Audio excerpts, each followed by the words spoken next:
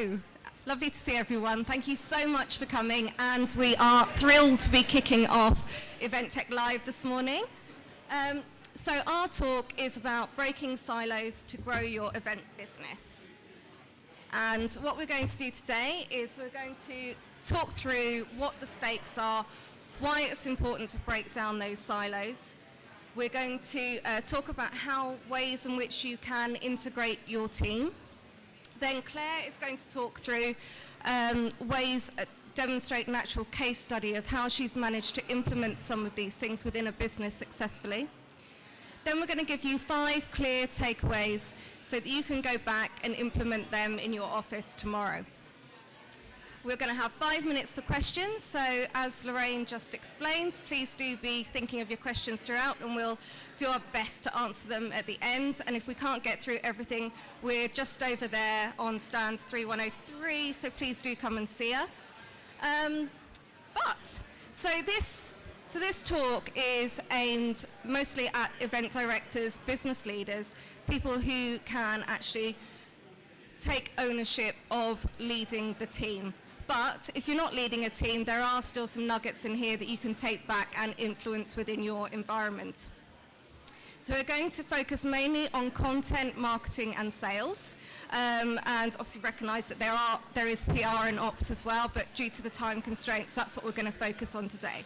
And we're mostly talking about exhibitions, but again, a lot of what we're talking about can be relevant to conferencing as well.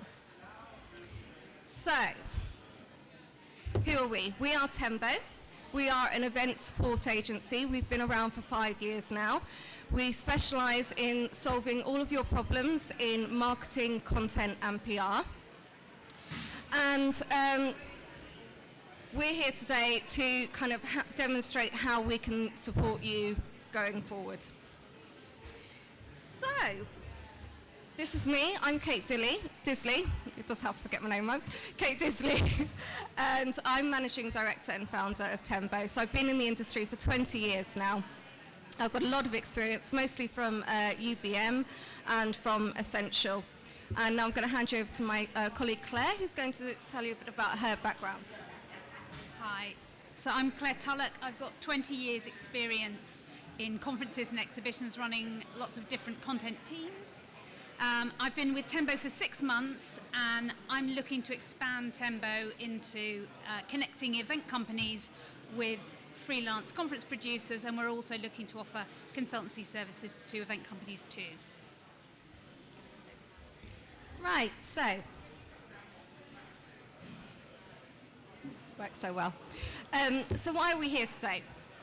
So these are the stakes that we believe that silos are killers to your business success.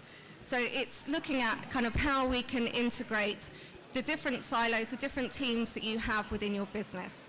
Now, I believe that the event business is unique in that we have very strong divisions of marketing, sales, and content, PR and ops as well, and everybody can go about their merry business and deliver the event. But that's not the best way to do things, and we all know what happens when the pressure is on.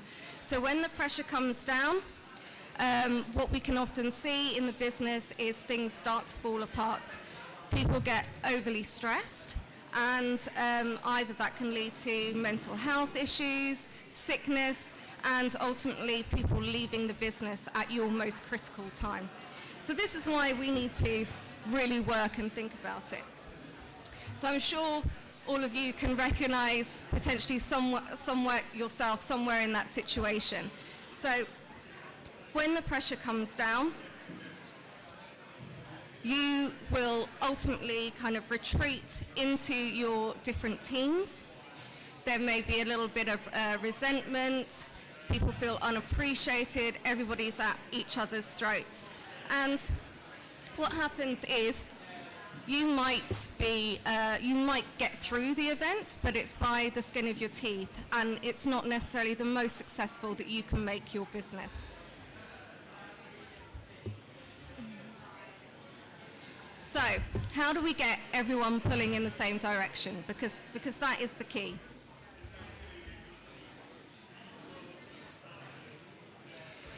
So what we want, rather than the circle of the blame, is this circle of knowledge. So the sweet spot is right in the center there. We need to garner all of that knowledge, what each team knows, and pull it all together so there's true collaboration. When we reach that point, that's when you'll see your business propelled forward. So how do we do that? So first of all, I think that you need to share your vision. I've worked in many businesses before where the marketing team will deliver a brand strategy, the content team will deliver the content strategy, the sales team will deliver the sales plan. Now, I'm not saying that there isn't an event strategy, but often that doesn't actually get filtered through to the people working below in the teams.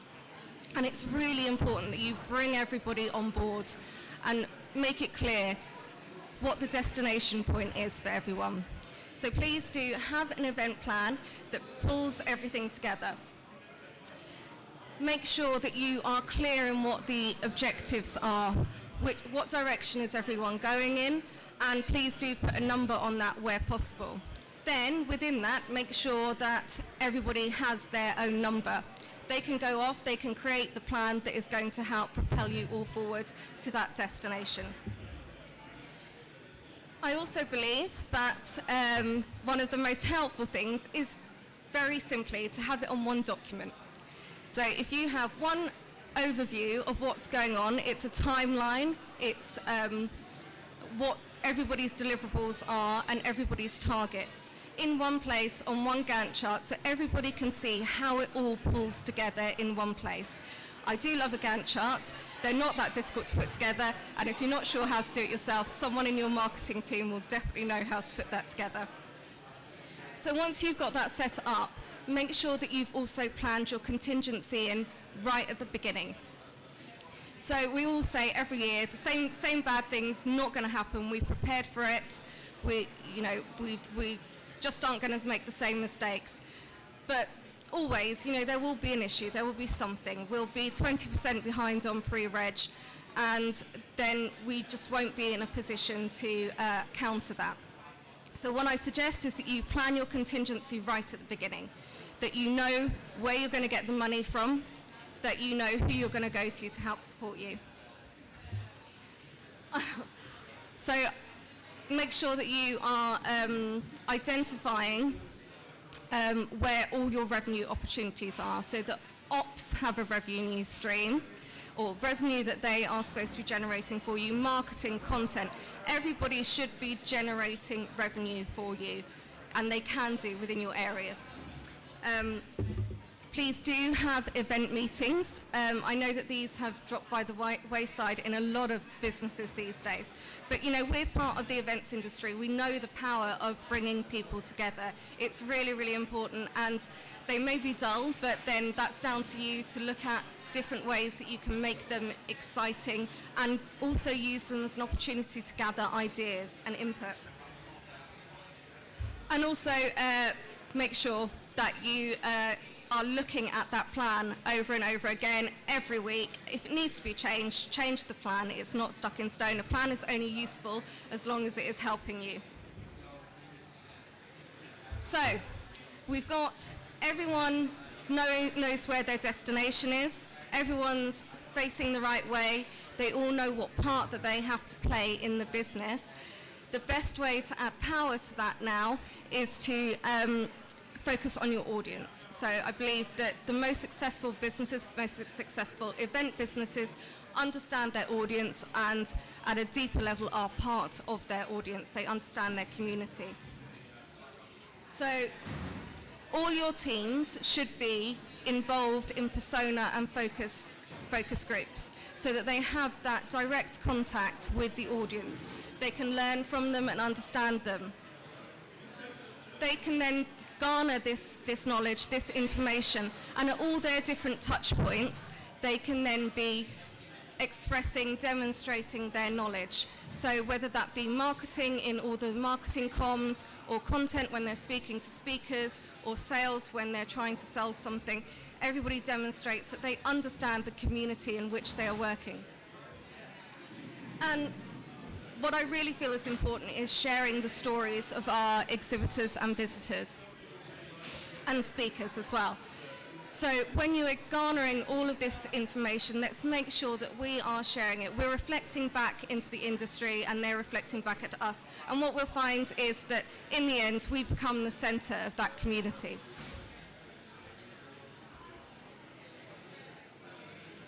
So, Helen Keller said, alone we do so little, together we can do so much. Here are just a few ideas of how we can work together. So one of these is features. So I'm a big believer in features. I think they're a great aspect of any event, any expo. I don't think that they should be a second thought. And here's a great opportunity to get all your teams working together. So you can have sales, selling, sponsorship on it, and please do always treat it as something that can actually be profit-making, just not cleaning its face. On the visitor side, it gives marketing another hook and lots to talk about. And on content, with content, it allows them to provide and demonstrate what they know about the audience and give something back. So another idea is that content can be feeding the sales team's hooks. So the information that they're garnering in their research, when they're researching the programs, can be then utilized by the sales team to so it becomes a more consultative sell. Please do have an exhibition marketing plan. There are a lot of businesses still out there that don't actually have exhibition marketing plans. And this does add a lot of pressure in the marketing teams when they have a visitor marketing campaign going on. And you know, I'm a marketer, so I've been there at 2 weeks out when, you know, we're 15% behind on pre-reg and the sales team need another 2 sales emails to go out. And that is so stressful because it's not planned. We've got to take our eye off the ball and do something that we haven't planned for. So again, it's coming back to planning, making sure everything is thought about up front. So make sure that your marketing team have a lead target and that they have targets on the quality of those leads. Once you have that, the leads obviously go across to sales. You'll know if marketing are hitting their target. You'll know if the problem is in sales where it's not being converted, or vice versa. So the other thing is about no touch point being squandered, no opportunity being squandered. So when you have your content team, they're doing their research, they're speaking to the industry, marketing can provide a template of how, you know, they can get the information in a format that is easily to push straight out the door the other side. So it's not that we're then having to go back to these speakers and trying to get hold of them again for yet more things when we're not paying them as well. And finally, give marketing the responsibility of finding out what or defining what your sponsorship opportunities are. They are the best placed team to do this because they know all of the communications that are going out. And I would bet that pretty much everything is sponsorable. So task your marketing team with that. And also get them to put a figure on it. Get them to decide what the price is. Get them to decide what the price is because they're out in the industry and they are buying things all the time, so they know what that should be.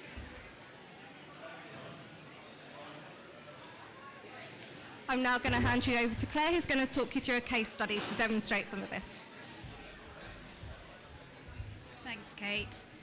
Right, so following on from the points that Kate's been raising, I'm going to take you through a case study of something that I did at a company called Eye2Eye Events around breaking down silos between content and sales and marketing.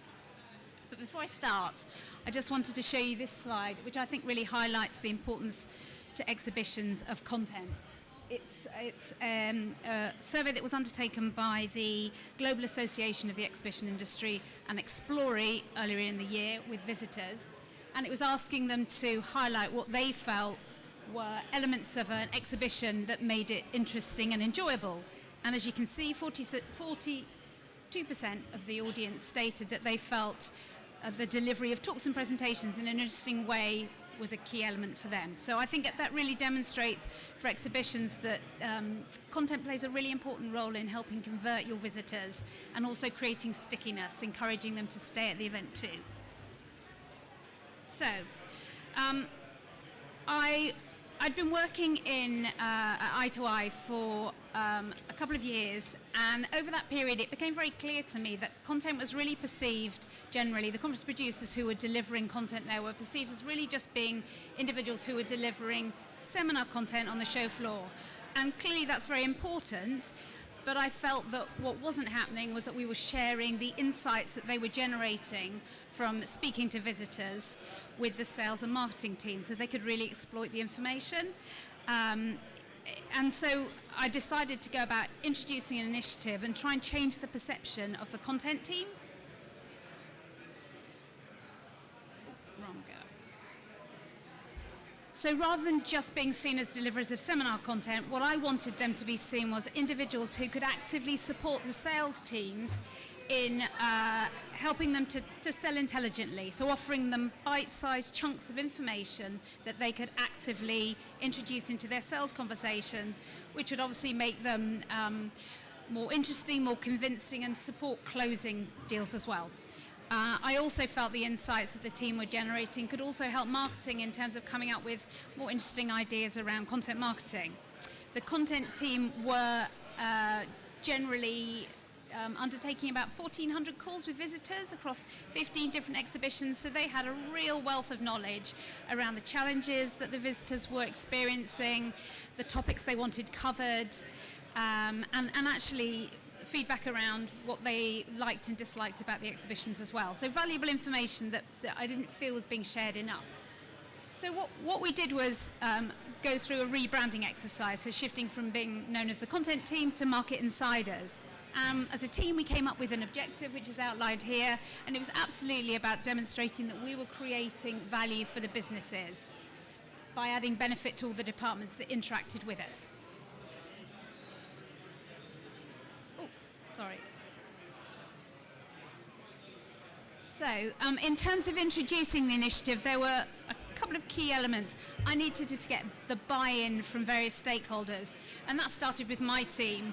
They took no convincing. They were really desperate to share their insights more widely with their exhibition sales and marketing colleagues, which was positive.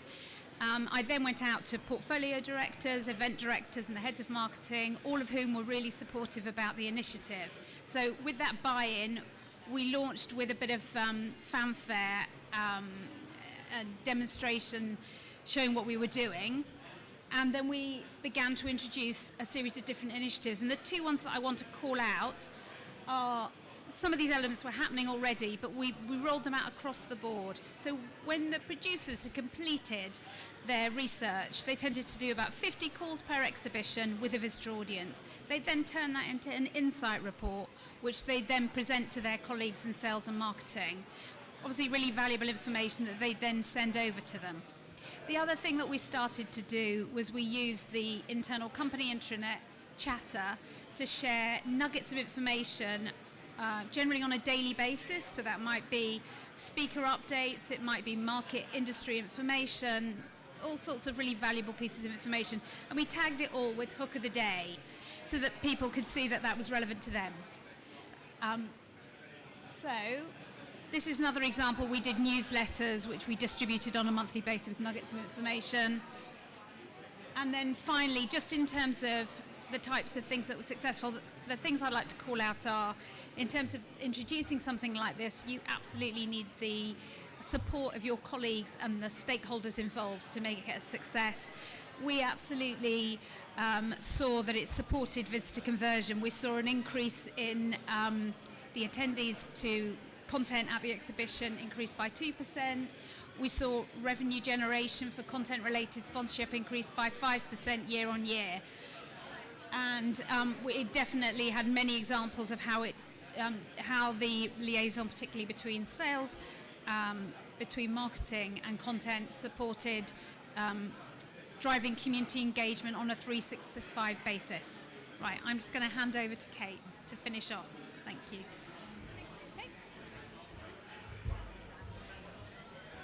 Right, so as promised, we have our 5 takeaways from today. First of all, share your vision and accountability for the big picture. Get everyone in your team on your team. Plan, and plan again. There should be only one plan that everyone buys into. Collaborate and understand the benefits of each other. You want all of your team asking, how can I help you with that? You know, how can we make this better? Create those touch points, as Claire gave examples of sharing how the different teams can share information between them. And the one thing that I'd say is please celebrate your successes together. Don't just celebrate with and reward the marketing team if they've hit their visitor target, or the sales team if they've hit their sales target, or content for providing an amazing program. If it's one team, celebrate together. It's everybody's success. Otherwise, you'll find you're deepening those silos and divisions. And that's it. So I think I'm going to hand back to Lorraine, and we're going to take some questions. Thanks. Okay, so thank you for submitting your questions. If you have any more, feel free to do it as we cover the first question. And that is, what do you think the biggest barriers to collaboration are in the events industry?